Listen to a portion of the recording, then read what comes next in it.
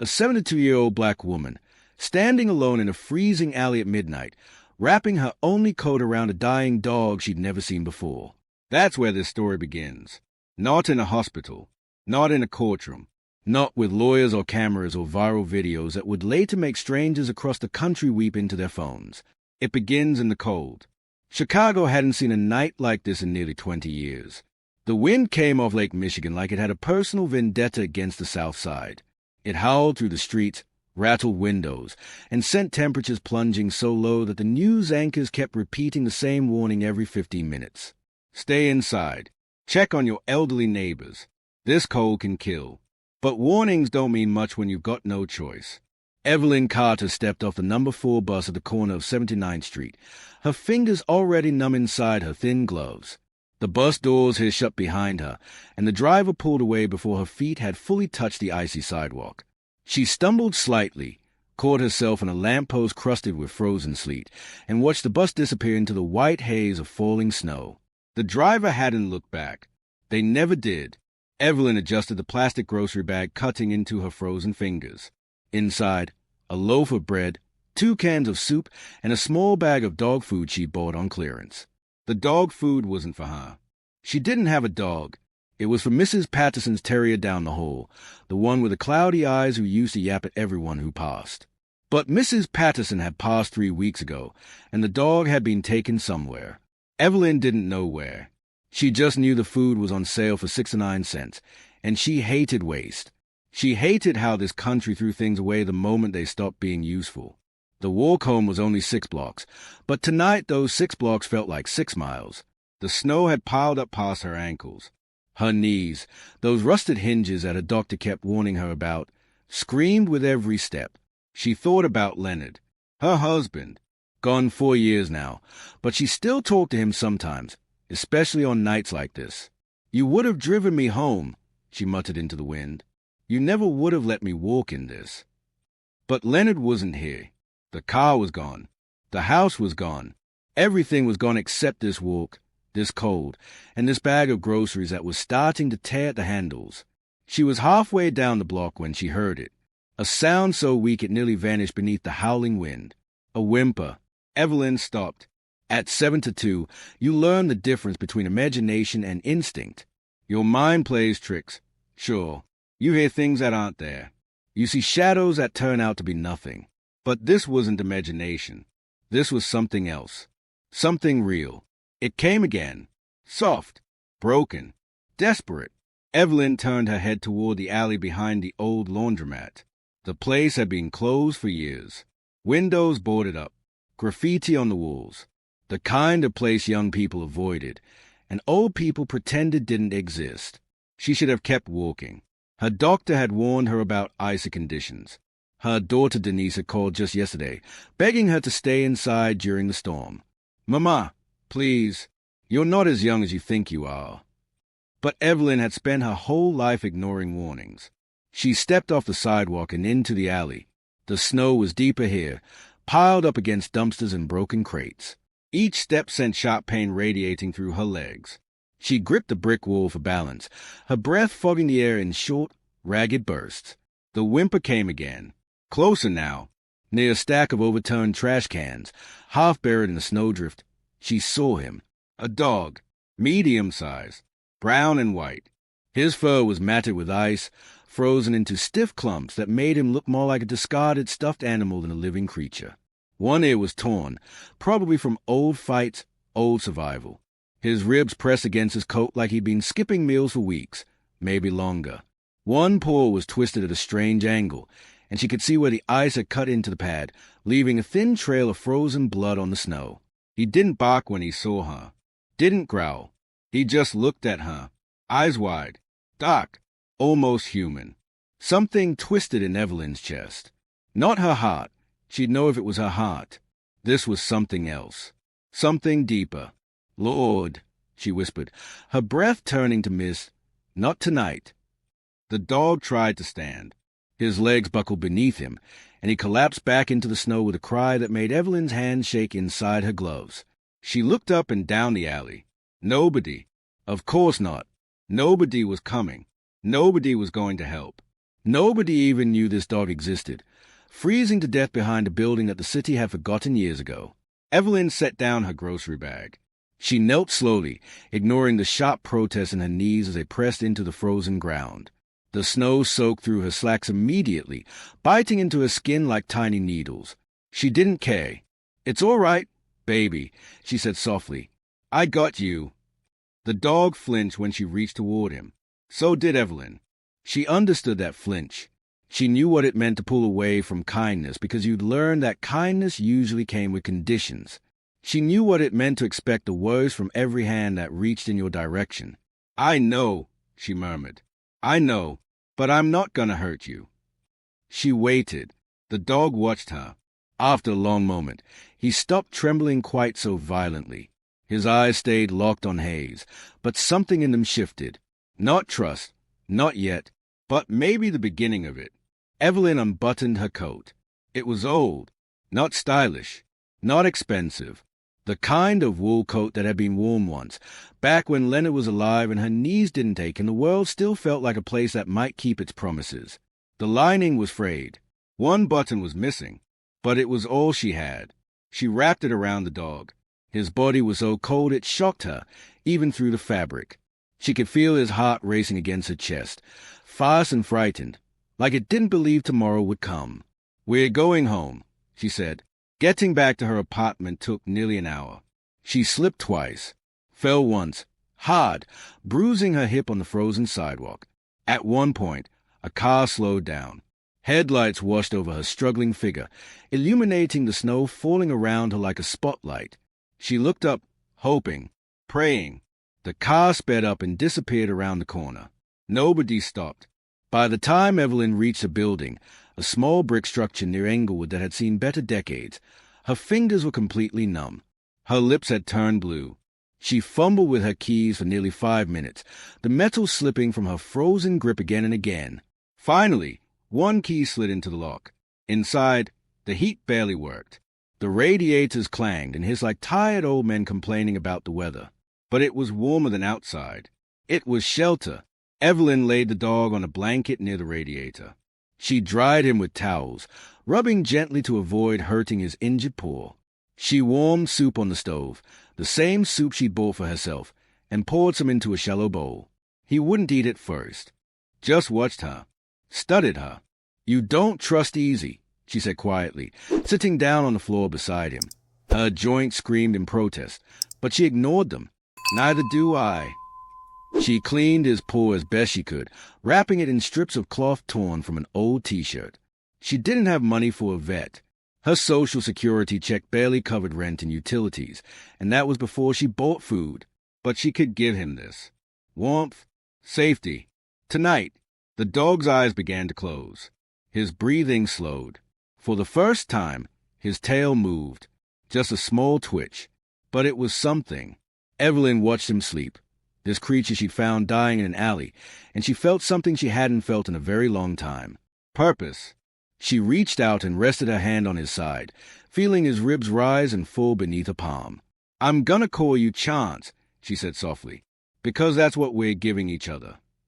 Outside, the wind continued to howl. But inside that small apartment, something had shifted. Two discarded things had found each other in the cold, and neither of them would ever be the same. News travels fast in neighborhoods like Evelyn's. Not the good kind of news. Not the kind that lifts people up or brings a community together. The other kind. The whispers. The complaints. The sideways glances that let you know someone's been talking about your business. 2 days after the rescue, Evelyn heard a knock on her door. Not a friendly knock. Not the gentle tap of a neighbor checking in. This was the knock of someone who had already made up their mind about something. She opened the door to find Mr. Franklin standing in the hallway. He was a short man, thick around the middle, with a clipboard tucked under one arm and reading glasses perched on the end of his nose. He'd been the building manager for nearly 15 years, and in all that time, Evelyn couldn't remember a single conversation with him that hadn't involved money, rules, or complaints. "Mrs. Carter," he said flatly. "Mr. Franklin." He glanced past her shoulder, his eyes scanning the apartment until they landed on Chance, curled up on a blanket near the radiator. "No pets," he said. "It's in the lease." Evelyn didn't step aside, didn't invite him in, just stood there in the doorway, her hand resting on the frame. "Is injured," she said. "I found him in the alley 2 nights ago. He would have died. That's not my concern. He's quiet. He doesn't bark. He won't cause any trouble." Mr. Franklin's eyes stayed fixed on Chance. The dog lifted his head slightly, watching the stranger with wary eyes, but didn't make a sound. 48 hours, Mr. Franklin said. "Get rid of him, or I start the paperwork." He turned and walked away before Evelyn could respond. She closed the door slowly. 48 hours. That's how long she had to save a life. Or lose him. That night, Evelyn couldn't sleep. Her body ached in ways she'd grown accustomed to over the years. Joints stiff, muscles sore, the constant low hum of pain that came with age. But tonight it was worse. Her mind wouldn't quiet. Memories kept surfacing, rising up from places she tried to keep locked. Leonard. She saw him the way he looked on their wedding day. Young, strong. That smile that made her forget every hard thing that had ever happened to her. They'd been married 41 years. 41 years of building something together. A life, a home, a family. He got sick in the spring. By summer, he couldn't work anymore. The hospital bills piled up faster than they could pay them. Insurance covered some of it. Not enough. Never enough. She remembered sitting beside his bed when the doctor came in with the discharge papers. Leonard was still weak, still needing care, but the insurance company had decided he'd had enough days. They needed the bed for someone else. Someone whose policy covered more. "We can arrange home care," the doctor had said, not quite meeting her eyes. But home care cost money they didn't have. Leonard died 3 weeks later. She held his hand until the end. After the funeral, the bank came. The house, their house, the one they'd lived in for 32 years, was tied up in loans and liens and paperwork she didn't fully understand. Leonard had handled the finances. She'd trusted him, but there were things even he hadn't seen coming. Predatory loans, hidden fees, a system designed to take everything from people who had already given so much. 60 days after Leonard's death, Evelyn lost a house. She remembered standing on the sidewalk with 2 suitcases and a box of photographs, watching strangers change the locks on her front door. 41 years of memories. Gone. Now she lived here. This small apartment with the clanging radiators and the water stains on the ceiling. It wasn't home. It would never be home. But it was shelter. It was something. And now even this was being threatened. Chance whined softly in his sleep. Evelyn turned to look at him. His paw was healing slowly. He was eating more, standing on his own. There was something in his eyes now that hadn't been there the night she found him. Not quite trust, but something close. 2 discarded things, she murmured, finding each other. She didn't sleep that night. On the 3rd day, Evelyn's body gave out. It happened in the kitchen. She was making tea, the same thing she'd done every morning for 50 years. Water in the kettle, tea bag in the cup, waiting for the whistle. But the whistle never came. Instead, there was a tightening in her chest, a sudden pressure that made her gasp. Her vision blurred. Her legs went weak beneath her.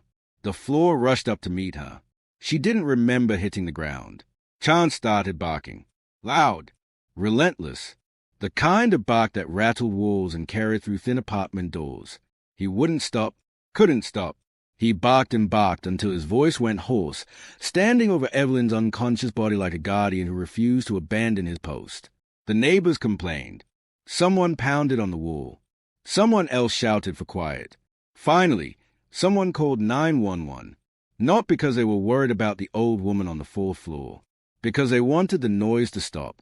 When the paramedics arrived, they found the door unlocked. Evelyn had forgotten to bolt it the night before. They pushed it open and stepped inside, expecting a noise complaint. Instead, they found a 72-year-old woman unconscious on her kitchen floor, a dog standing protectively over her, growling at anyone who came too close. One of the paramedics, a young white man named Ryan, knelt down slowly, keeping his movements calm and deliberate. "Easy, boy," he said softly. "We're here to help." Chance growled, but he didn't bite. Something in his eyes seemed to understand. Ryan looked at his partner. "Dog saved her life," he said quietly. If he hadn't been barking, nobody would have known she was down. They loaded Evelyn onto a stretcher and carried her out of the apartment. Chance tried to follow, limping on his injured paw, but the paramedics couldn't take him. Policy, regulations, rules that didn't account for loyalty. Animal control arrived 20 minutes later. They put Chance in a cage. He didn't fight them. He just watched as they carried him away, his eyes fixed on the door of the apartment until it disappeared from view. Separated, Evelyn woke up in a hospital room she didn't recognize. White walls, white ceiling, the steady beep of a heart monitor, snow drifting past a window in thick, lazy flakes. She tried to sit up, but her body wouldn't cooperate. Easy, Mrs. Carter. A nurse appeared beside her bed. Young, kind eyes. The kind of smile that was trained but not entirely fake. You had a cardiac episode, the nurse explained. Stress-related, most likely. You're lucky the paramedics got there when they did. Lucky, that word again. Evelyn turned her face toward the window. The dog, she said, her voice hoarse. Where's the dog? The nurse hesitated. You need to rest. Where is he? The nurse glanced down at her clipboard, then back at Evelyn. Animal control picked him up, she said carefully. His being processed. Processed? Like he was a package, a number, a thing. Evelyn closed her eyes. She wasn't thinking about herself, wasn't thinking about her heart or her health or the fact that she'd nearly died on her kitchen floor.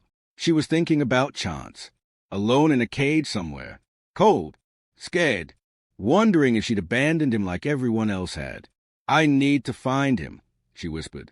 Mrs. Carter, you need to focus on recovery. I need to find him. The nurse didn't argue. She just wrote something on her clipboard and quietly left the room. The days in the hospital blurred together. Evelyn asked about Chance every time a new face appeared.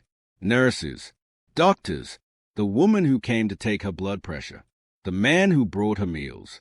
She asked everyone. Nobody had answers. Animal control records were being processed. The shelter was at capacity. There were procedures that had to be followed. She lay in that hospital bed, staring at the ceiling, and she felt something she hadn't felt since Leonard died. Helpless. She'd always been a fighter, always been the kind of woman who pushed through pain, who kept going when others would have given up. But this was different. This was being trapped in a system that didn't care about her, that didn't care about Chance, that would grind them both up and spit them out and call it policy. On the 5th day, they discharged her. A stack of papers, prescriptions she couldn't afford to fill, instructions for follow-up appointments she had no way to get to, no ride home. She stood outside the hospital entrance in a thin gown and borrowed slippers, watching the snow fall, and she realized that nobody was coming for her. Nobody ever was. She took the bus home. The same number 4 bus. The same route. The same indifferent driver who didn't wait to see if she slipped on the icy steps. Her apartment felt emptier than it ever had. The blanket was still on the floor where Chance had slept. His water bowl was still in the corner, half full. The strips of cloth she'd used to bandage his paw were still on the bathroom counter. But he was gone. Evelyn sat down in the chair by the window, Leonard's chair, and stared out at the city. Somewhere out there, Chance was waiting. She didn't know where. She didn't know if he was safe. She didn't know if she'd ever see him again. But she knew one thing for certain. She was going to find him, or die trying. The radiator clanged. The snow kept falling. And Evelyn Carter, 72 years old, heart still fragile from an episode that nearly killed her, began making plan. She didn't have money. She didn't have power. She didn't have anyone fighting in her corner. But she had something else. She had survived. Survived losing Leonard. Survived losing the house. Survived a system that had tried to erase her at every turn. She would survive this too. For a chance. For herself. For the chance they'd given each other on the coldest night Chicago had seen in 20 years. She reached for the phone and dialed her daughter's number. It rang 4 times before going to voicemail. "Denise," she said quietly, "I need your help. I need to find a dog. And I don't have much time." She hung up. The apartment was silent. But somewhere in that silence, a plan was taking shape. And Evelyn Carter was just getting started. Evelyn didn't find Chance. The world found her. 3 days after she left the hospital, a woman appeared outside her apartment building. Professional, well-dressed, a camera crew trailing behind her like a beady in shadows. Evelyn had just returned from the corner store, bread, milk, and a can of soup that would have to last her 3 days. Her Social Security check wasn't due for another week, and the hospital bills were already piling up on her kitchen table like accusations. She noticed the news van first. Channel 7. Bright logo on the side. The kind of van that usually meant something bad had happened in the neighborhood. A shooting. A fire. The kind of tragedy that brought cameras but never solutions. Evelyn kept her head down and tried to walk past. Mrs. Carter. She stopped. The woman approaching her was young, maybe 30, black hair pulled back in a neat bun, a microphone in one hand and a practiced smile on her face. Mrs. Carter, my name is Monica Wells. I'm with Channel 7 News. Do you have a moment to talk? Evelyn clutched her grocery bag tighter. Talk about what? Monica's smile softened into something more genuine. About the dog you rescued. Evelyn's heart stuttered. How did you know about that? Monica gestured toward her cameraman, who was already setting up his equipment on the sidewalk. A security camera caught the whole thing, she explained. The footage was uploaded to social media 3 days ago. It's been viewed over 2 million times. 2 million. Evelyn didn't understand what that meant. She didn't have a computer, didn't own a smartphone.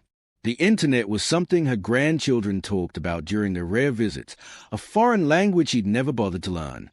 People want to know your story, Monica continued. They want to know about the woman who gave her coat to a dying dog in the middle of a blizzard. Evelyn shook her head slowly. I didn't do it for attention. I know. That's exactly why people are responding to it. Monica pulled out her phone and held it up. On the screen, Evelyn saw grainy footage, black and white, slightly blurry, of herself struggling through the snow 2 weeks ago. She watched herself kneel in that alley, watched herself wrap her coat around Chance, watched herself fall on the ice and get back up again. She watched the car slow down, headlights illuminating her figure. She watched it speed away. That moment right there, Monica said quietly, pointing at the screen. That's what people can't stop talking about. The car that didn't stop. The woman who kept going anyway. Evelyn stared at the footage for a long moment. She didn't see a hero. She saw a tired old woman doing what needed to be done because nobody else would. The dog, Evelyn said finally. Do you know where he is? Monica lowered her phone. That's actually why I'm here, Mrs. Carter. There's been a development. Evelyn's chest tightened. What kind of development? Monica hesitated, choosing her words carefully. The dog you rescued has been identified. Identified. The word hung in the cold air between them. What do you mean, identified? Monica took a breath. His name is Chance. You were right about that. It suits him. But his original name was Atlas. He was a K9 search and rescue dog. Retired. Highly decorated. He saved 11 lives during his career. Evelyn felt the ground shift beneath her feet. He was reported missing 8 months ago, Monica continued. After his handler passed away, the family didn't want to deal with him, so they surrendered him to a shelter. He escaped a few weeks later and ended up on the streets. Evelyn's mind was racing. A search and rescue dog, 11 lives saved, and someone just threw him away. There's more, Monica said, her voice dropping lower. The family that surrendered him, they've come forward. They want him back. Evelyn's blood went cold. What? His original owner is a real estate developer from Naperville, Gerald Whitmore. His claiming that Chance, Atlas, was stolen from the shelter, not escaped. His filed paperwork to reclaim ownership. Evelyn couldn't speak. She stood there on the frozen sidewalk, grocery bag hanging from her numb fingers, and felt the world closing in around her. The dog she'd saved. The dog who had saved her. Someone else was claiming him. Someone with money, with lawyers, with power. Mrs. Carter, Monica said gently, would you like to tell your side of the story? Evelyn looked at the camera, then at Monica. then at the gray Chicago sky, heavy with clouds that promised more snow. "I just want him back," she said quietly. "That's all I want." The interview aired that night. By morning, everything had changed. The comments came in waves. Thousands of them. Tens of thousands. People Evelyn had never met, would never meet, typing words into machines and sending them out into the world. Some of them were kind. "This woman is a hero." She gave her coat, her ONLY coat, in that cold. Why isn't anyone helping her? This is Black America. We take care of each other when nobody else will. Some of them were cruel. She stole someone's dog and now she wants sympathy. Why was she even outside that late? Seems suspicious. This is just a publicity stunt. Watch, she'll start a GoFundMe next. The dog belongs to the family. End of story. Evelyn didn't read any of them. She didn't have to. She could feel them anyway. The weight of strangers' opinions pressing down on her small apartment like a physical force. The phone started ringing. Her old landline, the one she'd had since Leonard was alive. Reporters, producers, people who wanted to put her face on television and turn her story into content. She unplugged it after the 15th call. But the pressure didn't stop. Gerald Whitmore's lawyers moved fast. They filed paperwork claiming rightful ownership of the dog. They argued that the shelter had made an administrative error by classifying Atlas as escaped rather than surrendered.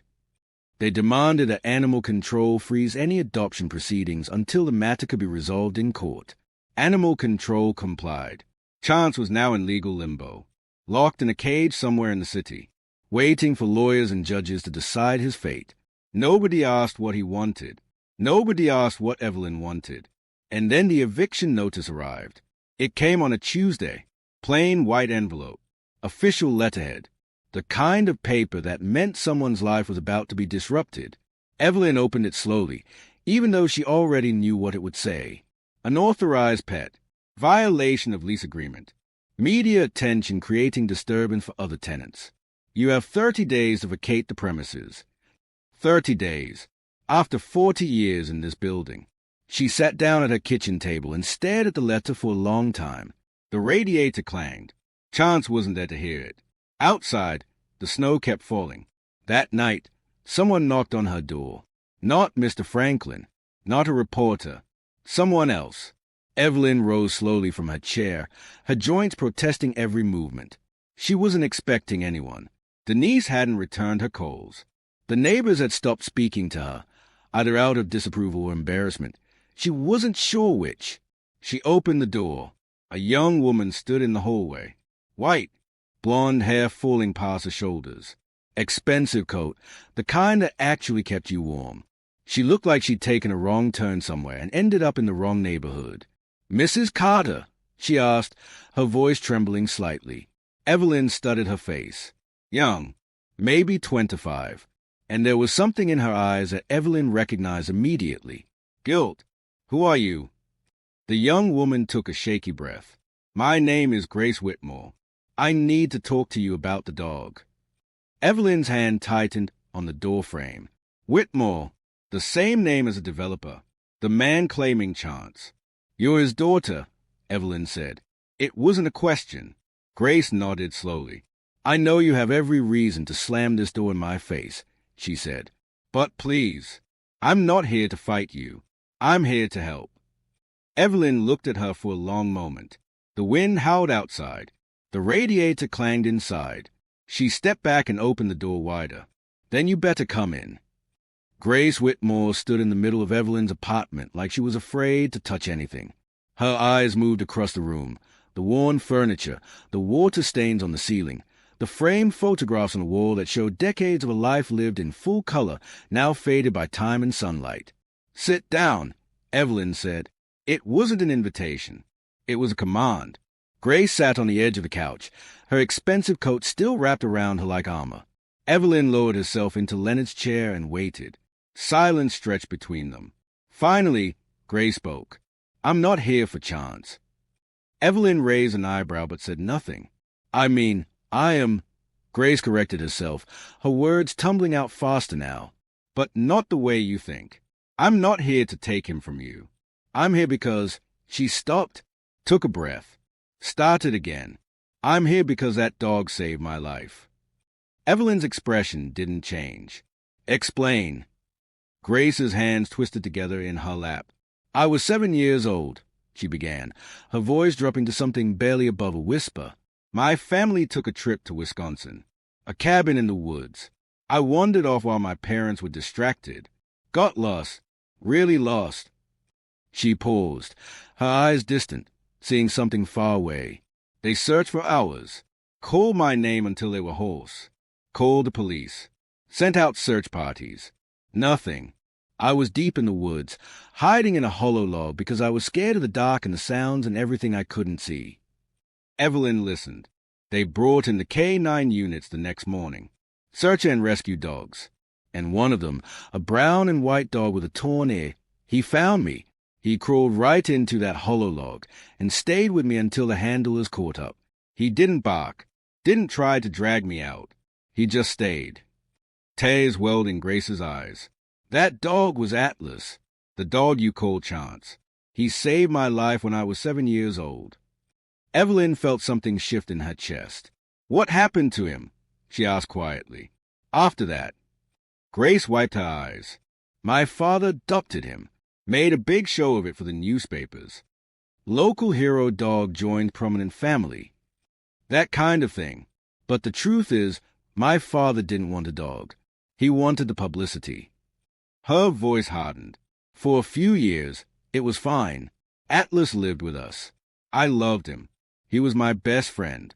But as I got older, boarding school, college, I wasn't around as much. And my father lost interest. Said Atlas was too much work, too much money, too much trouble. Grace looked directly at Evelyn now. 3 years ago, my father gave him away. Handed him off to his old handler like he was returning a piece of furniture he didn't want anymore. Evelyn's jaw tightened. The handler took good care of him, Grace continued. Loved him, I think. But when the handler died 6 months ago, there was no plan for Atlas. My father refused to take him back. Said it wasn't his responsibility anymore. The handler's family surrendered him to a shelter, and a few weeks later, he was gone. Gone. Out into the cold, out into the streets, until Evelyn found him. Your father didn't care about that dog, Evelyn said, her voice low and steady. Not until the cameras showed up. Grace nodded. The video went viral. Millions of people watching. Suddenly, Atlas, Chance, was famous again, and my father saw an opportunity, a chance to look like the victim, the grieving owner whose beloved pet was stolen. She spat the word like it was poison. He doesn't want Chance back because he loves him. He wants him back because keeping him away from you makes him look powerful. Evelyn absorbed this in silence. She'd known men like Gerald Whitmore her whole life, men who measure their worth by what they could take from others, men who saw kindness as weakness and cruelty as strength. Why are you telling me this? She asked finally. Why help me? He's your father. Grace's expression crumbled. Because my father also did something to you, something I only found out about recently. Evelyn went very still. What are you talking about? Grace reached into a bag and pulled out a manila folder. Her hands were shaking as she placed it on the coffee table between them. I started looking into my father's business dealings a few years ago, she said. After college, I wanted to understand how he made his money. What I found, she shook her head. It was worse than I imagined. She opened the folder. Inside were documents. Old documents. Bank statements. Property records. Loan agreements. And a name. Leonard Carter. Evelyn's breath caught in her throat. My father's company was involved in predatory lending during the housing crisis, Grace said, her voice barely steady. They targeted vulnerable homeowners, people who were already struggling. People who didn't understand the fine print. She pulled out a specific sheet of paper. This is a record of a loan modification that was never actually filed. The payments your husband made, they were applied incorrectly, deliberately. The foreclosure on your home was fraudulent. Evelyn's hands were shaking. She stared at the documents, at Leonard's signature, at the address of the house they'd lived in for 32 years. My father's company stole your home, Grace said, tears streaming down her face now. And I didn't know. I swear I didn't know. Not until I started digging. The room was silent except for the clang of the radiator. Evelyn couldn't speak. All those years, all that grief, she'd blamed the economy, blamed the bank, blamed herself for not understanding the paperwork, for trusting Leonard to handle it, for not asking more questions. But it wasn't her fault. It was never her fault. A man had made a choice. A man had stolen her home. And now his daughter was sitting in her living room, trying to give something back. I've been working on this for 2 years, Grace said quietly. Quietly, legally, gathering evidence, building a case. I wanted to make it right. I just didn't know how to find you. She reached into her bag again. This time she pulled out 2 more documents. A check and a deed. This isn't charity, Grace said firmly. This is restitution. What my father's company took from you, the equity in your home, the years of payments that were stolen. This is what you're owed. Legally. Evelyn looked at the check. The number made her dizzy. And this, Grace continued, sliding the deed across the table, is a property in Bronzeville. Small house. 2 bedrooms. Paid in full. The deed is in your name, Mrs. Carter. It's yours. Evelyn's vision blurred. She blinked, and tears, the first tears she'd allowed herself in years, rolled down her weathered cheeks. Why? She whispered. Why would you do this? Grace looked at her with eyes that held more pain than a 25-year-old should know. Because I can't undo what my father did. I can't give you back your husband. I can't give you back those years. But I can stop being part of the machine that hurt you. She paused. And because that dog in the alley, the one you saved, he saved me first. You and I are connected, Mrs. Carter. We have been for almost 20 years. We just didn't know it. Evelyn stared at the young woman across from her, this stranger who carried the weight of her father's sins, this child who had grown up privileged but not blind, this unlikely messenger, Grace. There's one more thing, Grace said, reaching into her bag a final time. She pulled out another document. Adoption papers. I went to animal control yesterday, she explained. Filed the paperwork myself.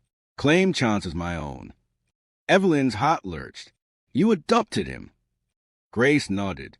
Legally, he's mine now. My father can't touch him. His lawyers can file all the motions they want, but the adoption is final. She slid the papers across the table. But I only adopted him for one reason, Mrs. Carter. She looked directly into Evelyn's eyes. So I could give him back to you. The words hung in the air. Evelyn's hands trembled as she picked up the adoption papers. Her name wasn't on them. Not yet, but there was a transfer form attached. A simple document that would move Chance's ownership from Grace to Evelyn. Legal. Binding. Final. He's been crying for you, Grace said softly.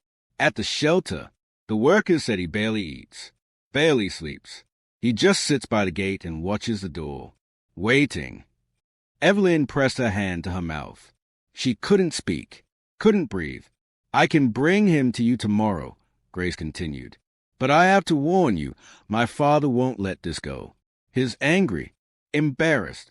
The whole world is watching him lose, and he doesn't know how to handle it. Evelyn lowered her hand.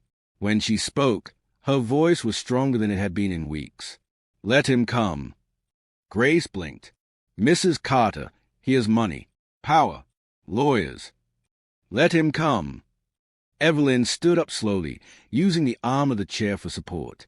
I've survived worse than your father, child.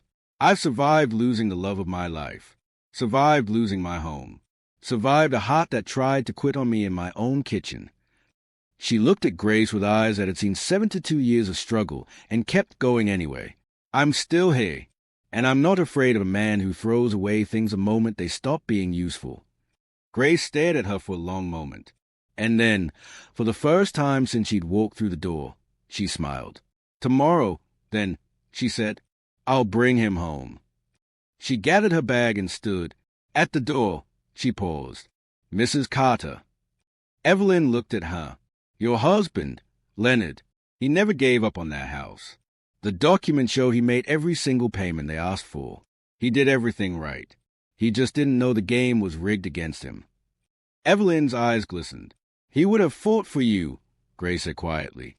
"The same way you're fighting now." She opened the door and stepped into the hallway. "I'll see you tomorrow." The door closed. Evelyn stood alone in her apartment. The radiator clanged. Outside, the city hummed with a million lives, a million stories, a million struggles she would never know. But in this moment, none of that mattered. Tomorrow, Chance was coming home. Tomorrow, everything would change. She walked to the window and looked out at the falling snow. Somewhere in this city, a dog was waiting for her. Somewhere in this city, a powerful man was planning his next move. And somewhere deep inside herself, Evelyn Carter found something she hadn't felt in a very long time. Hope. She turned away from a window and looked at the documents on her table. The check, the deed, the adoption papers, a house, a dog, a second chance. She closed her eyes and whispered into the empty room, "Lord, I'm tired, but I ain't done yet." The words hung in the air like a prayer. And somewhere across the city, in a cold shelter with concrete floors and fluorescent lights, a brown and white dog with a torn ear lifted his head. His tail moved, just once, like he knew, like he could feel her thinking about him, like tomorrow couldn't come soon enough. Evelyn woke before dawn. For the first time in months, she didn't wake to pain, didn't wake to dread, didn't wake to that familiar weight pressing down on her chest, reminding her of everything she'd lost and everything she'd never get back. She woke to something else. Hope. It felt strange, almost foreign, like wearing a coat that used to fit but hadn't been touched in years. She lay still for a moment, listening to the familiar sounds of her apartment, the radiator clanging, the pipes groaning in the walls, the distant rumble of early morning traffic on the street below. Today was a day. She rose slowly, her joints protesting as they always did, and made her way to the bathroom. The face in the mirror looked the same as it had yesterday, weathered, lined, carrying 72 years of living in every crease and fold. But something in the eyes was different. There was fire there. She hadn't seen that fire in a long time. Evelyn dressed carefully. She chose her best dress, the navy blue one with the white collar, the one she'd worn to Leonard's funeral. It was the nicest thing she owned, and today felt like a day that demanded her best. She pinned her hair back the way her mother had taught her 60 years ago, applied a touch of lipstick, not too much, just enough to show she'd made an effort, found her good shoes in the back of the closet, the ones that pinched her toes but made her stand a little taller. When she looked in the mirror again, she saw a woman ready for battle. Outside her window, the sun was just beginning to rise over the city. Pink and orange streaks painted across the gray Chicago sky. It would have been beautiful if she'd had time to appreciate it. But beauty would have to wait. She had a dog to bring home. The chaos started around 8 o'clock. Evelyn heard it before she saw it. The rumble of engines, the slam of car doors, the murmur of voices gathering on the street below. She moved to her window and looked down. News vans lined the block. At least 6 of them, maybe more.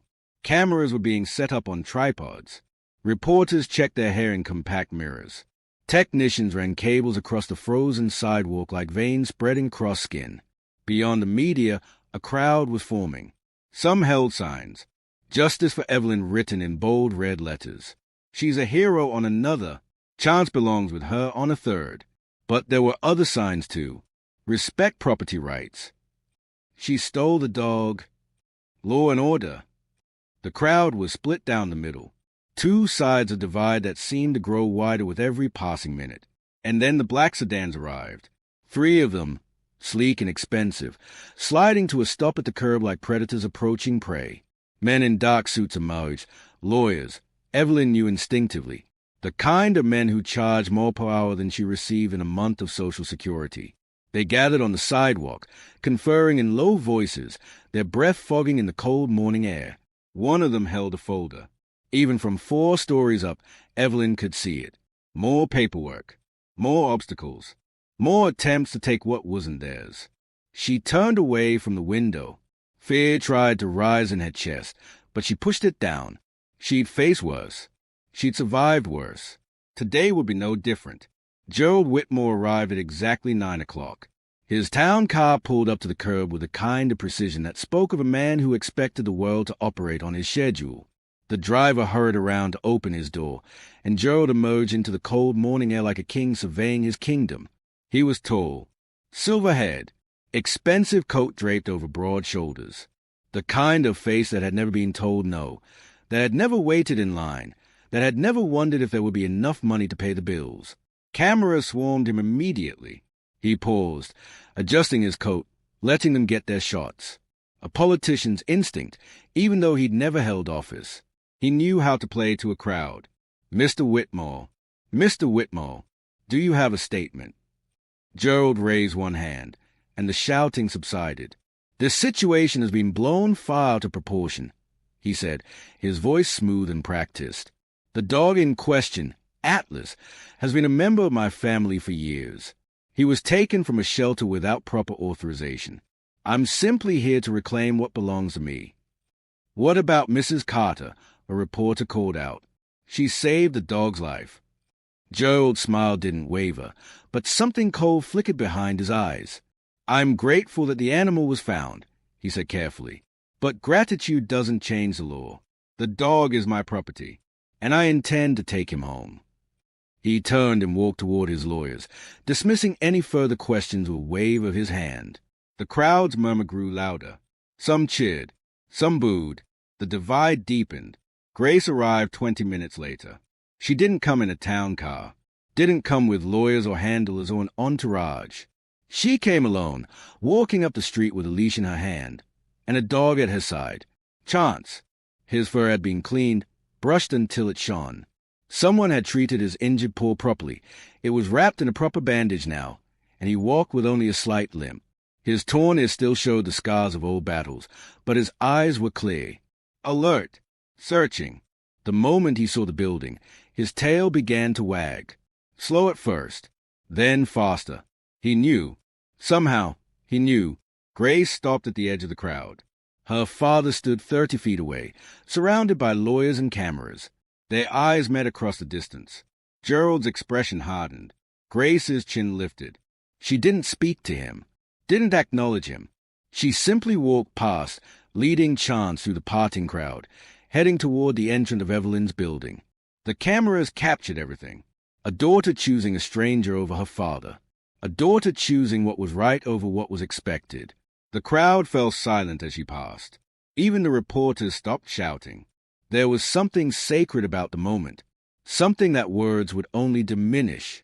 Evelyn stepped out of a building at exactly 9:30. She moved slowly, one hand gripping her cane, the other pressed against the door frame for support. The cold hit her immediately, that familiar Chicago wind cutting through her dress like it had something to prove. But she didn't hesitate. She stepped onto the sidewalk. The crowd went silent. Every camera turned toward her. Every eye fixed on her weathered face. She didn't see any of them. She saw only Chance. He was across the street, still at Grace's side, his tail wagging so hard his whole body shook. His eyes were locked on hers. Those dark, human eyes that had looked at her from a snowdrift 2 weeks ago. The eyes that had trusted her when trust meant nothing. The eyes that had waited for her through cages and shelters and legal battles and all the chaos that humans create when they forget what matters. Evelyn took a step toward him. Then another. The crowd parted before her like water. Chance strained against his leash, whimpering. Not the broken whimper from the alley. This was different. This was joy trying to escape from a body that couldn't contain it.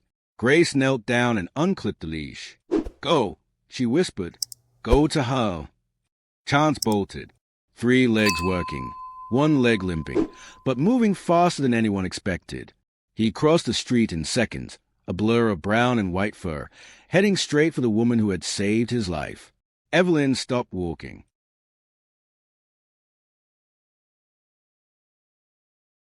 She couldn't move anymore.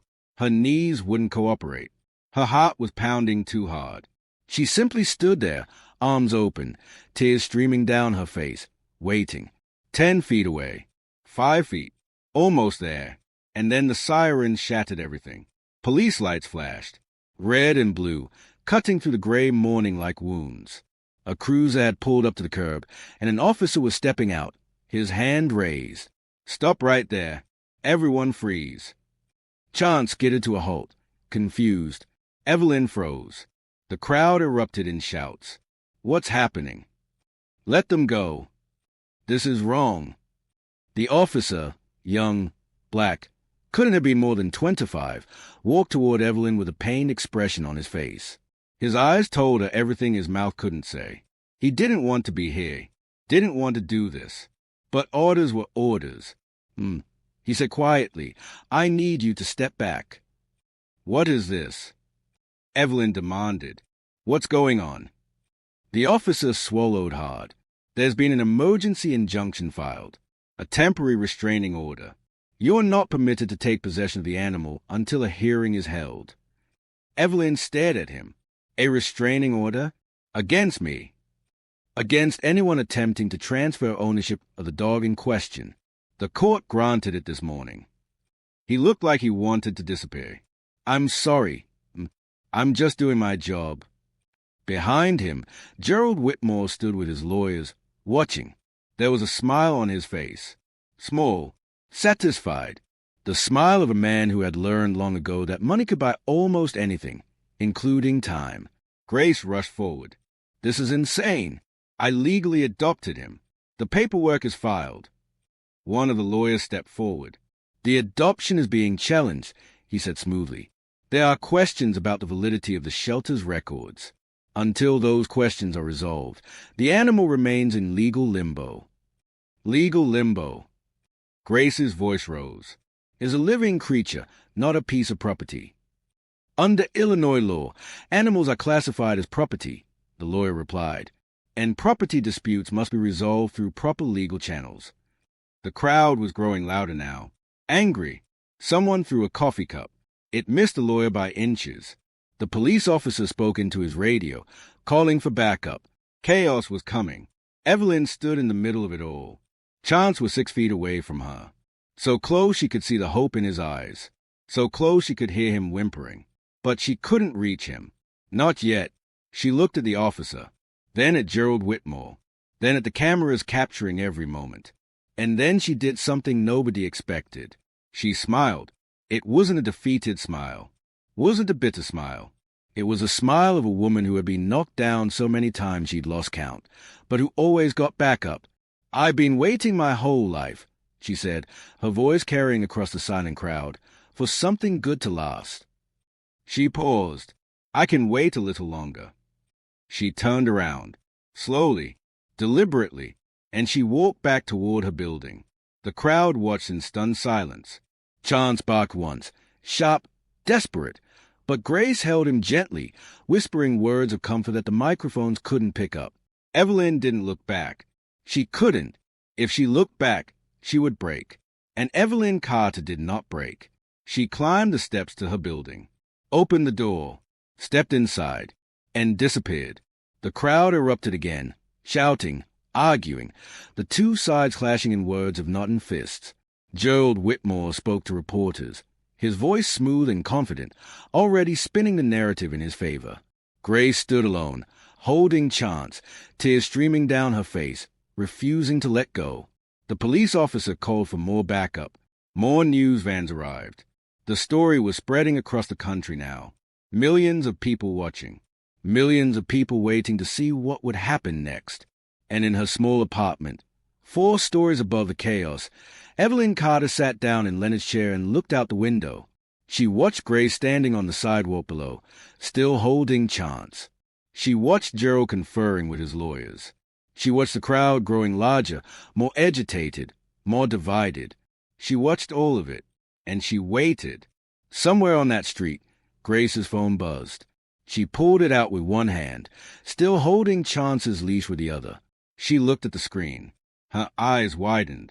Slowly, she lifted her gaze toward Evelyn's window, and she smiled. Not a sad smile, not a defeated smile. Something else. Something that looked almost like victory. Evelyn didn't see it. She had already turned away from the window. She was sitting in the darkness of her apartment, alone with her thoughts and her prayers and her stubborn, unbreakable faith. She didn't know what Grace had just learned. Didn't know what was coming. Didn't know that somewhere in the city, documents were being filed that would change everything. She only knew one thing. Chance was out there, waiting for her, and she would not give up. Not today. Not tomorrow. Not ever. The radiator clanged. The snow began to fall again, and Evelyn Carter closed her eyes and whispered into the silence, "Lord, I don't know what you're doing, but I trust you're doing something." Outside, the world kept spinning. Inside, an old woman kept believing. And somewhere between the two, a story was still being written. Some stories end with a reunion, with joy, with the hero getting everything they deserve and the villain slinking away in defeat. This one didn't end that way. Not yet, because some battles take longer than a single day. Some justice requires more than a single moment. Some faith gets tested right down to the final second. But Evelyn Carter had survived the coldest night Chicago had seen in 20 years. She had survived losing her husband, losing her home, losing everything she had built over 7 decades of living. She would survive this too, because somewhere out there, a dog was waiting for her. Somewhere out there, the truth was about to come out. All of it. And the story of Evelyn Carter and the dog named Chance wasn't over. It was just beginning. Family, if this story touched your heart, I need you to do something for me right now. Drop a comment below and tell me, have you ever given something you couldn't afford to give just because it was the right thing to do? Have you ever been Evelyn, standing in the cold, choosing kindness when the world chose to look away? I read every single comment, every single one, because your stories matter just as much as the ones I share on this channel. That's why we're called Unheard Black Voices. This is a space for us, a space where our elders are honored, where our struggles are seen, where our faith and dignity are never forgotten. If this story made you feel something, hit that like button. Not for me, for Evelyn, for every black grandmother who kept going when nobody stopped to help. And if you're not subscribed yet, join this family. We're building something here, something that speaks to our hearts, something that reminds us who we are and where we come from. Share this video with someone who needs to hear today. Now tell me in the comments, what would you have done in that freezing alley? I'll see you in the next one. Stay blessed, family.